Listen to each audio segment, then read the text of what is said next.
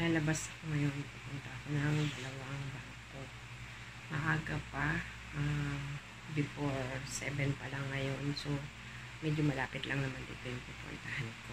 So, titingnan ko kung okay ba siya. Kung matraffic pa o hindi, kung gaano katagal. So, update ko kayo guys. Bilis nga pala yung pagkakabiyahe ko dito. Nung una natakot pa ako dahil nauna akong sumakay din sa jeep. Then may mga sumakay ng mga lalaki. Then mabilis naman akong nakarating dito sa bangko kung pupuntahan. Wali 8 nandito na ako. So isang oras ako naghintay. Kaya ang nangyari, isang oras akong naghintay. Pero okay naman kasi ako pa rin ang kauna-unahan na habang naghihintay ako, dito lang ako tumayo sa labas ng bangko. Di ako nang umalis, baka mamaya may mauna pa sa akin. At mabilis nga pala akong natapos dito at after nito umalis na ako. Ngayon sakay na ako ng jeep.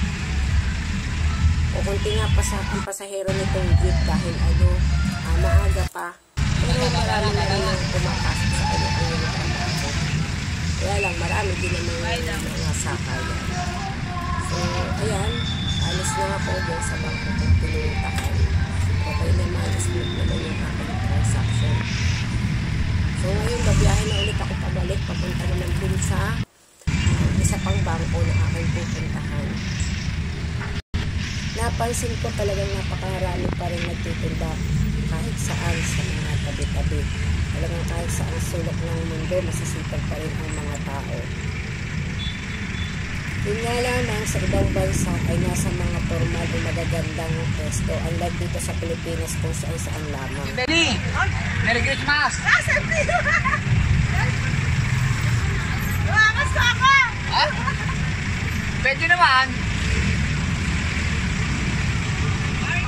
Malayo-layo nga rin nga pala itong biyahe kong ito. Kaya nag-enjoy lang akong manood sa mga dinadaanan ng aking sinasakyan. Dahil nga maaga pa, so ang marami pa lamang ay nagtitinda at wala pa rin masyadong mga tao. Mga tao ay come and go lamang dahil mga pumapasok sa trabaho. Dito nga pala sa jeep kong sinasakyan pabalik. Papunta doon sa sakit ko sumakay.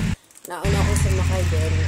May mga sumakay na ilan. So hindi ganun karami yung pasahero. Pero ito as you can see, medyo traffic sa kabilang lane.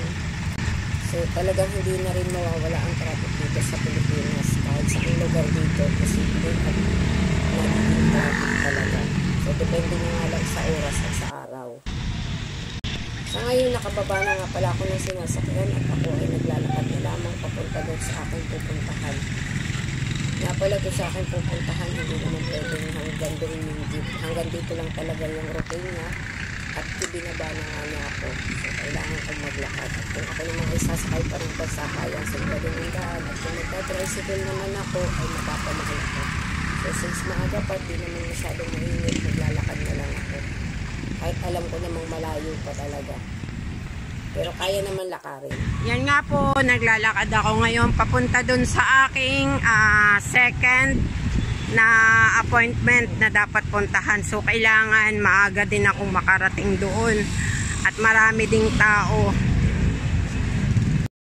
At kailangan kong matapos din ako ng maaga. So, actually, hindi pa ako nag-aalmusal. Pero kailangan kong unahing tapusin itong mga dapat kong lakarin today. Dahil alam naman natin dito sa Pilipinas, napakarami ding tao. Lahat parang naghahabol din ng mga dapat gawin dahil nga magpapasko. Alam nyo ba yung kahit hindi naman winter dito sa Pilipinas, naka-jacket ako. Tapos yung suot ko sa loob, mahaba din. Pero hindi naman mainit yung pakaramdam ko. Malamig ang pakaramdam ko kaya nagja-jacket ako. Yun lang, na-share ko lang. Ayan, at nandito na nga ako sa ikalawa kong pupuntahan. At ako naman ay hindi din nga kalayuan ng number. So, okay lang din. Mabilis lang din ito. Ayan, tapos na yung aking dalawang transaksyon. Ngayon, uuwi ako sa bahay dahil maaga akong natapos. Kakain lang. Pagkakain, lalabas ulit ako para matapos ko na rin yung isa pa. Punta naman ako ng munisipyo. Hindi ko dinala yung pang munisipyo ko na aayusin dahil akala ko hindi ko matatapos ng maaga itong dalawa kong nilalakad ngayon. So mabuti naman at tatapos ng maaga, so maaayos ko pa yung isa, diba? Para bukas iba naman ang aayusin. Napakaraming nilalakad, napakarami, grabe, napaka-busy ng buhay. Layo ng naglalakad ako ngayon sa aking sakayan, napakalayo, doon ako sasakay sa malayo, sa may kanto pa daw doon, pauwi sa bahay.